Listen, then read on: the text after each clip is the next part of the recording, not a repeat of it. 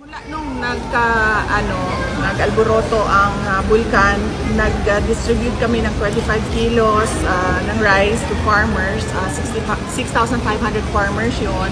Tapos nag-distribute din kami ng 10 kilos of rice bago natapos yung year 2024.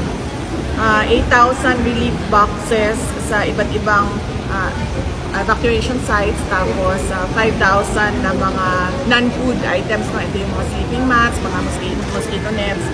Tapos yung Kalusugan food truck namin, nag-serve sila sa 4,000 evacuees in 2 weeks. Ito yung truck namin na nagluluto ng nagbibigay ng hot meals para sa mga first responders at biktima ng disaster.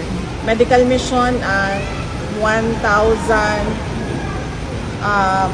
beneficiaries in 3 days. Tapos meron din kaming evacuees na beneficiary ng Magnegosyo Kaday program. Ito po yung micro and small medium enterprises na support ng aming opisina. 100,000 face masks. Tapos nagbigay din kami ng 20,500 ml bottled water and 100,000 face masks ulit. At yung ngayon, sir, ang binigay namin ay 25 kilos per family sa Canlaon City, La Carlota, at sa La Castellana. So, bale mga 2,514 families yung nabigay namin ng 25 kilos per sack na bigas. Ma'am, sa dali, kailan na ba?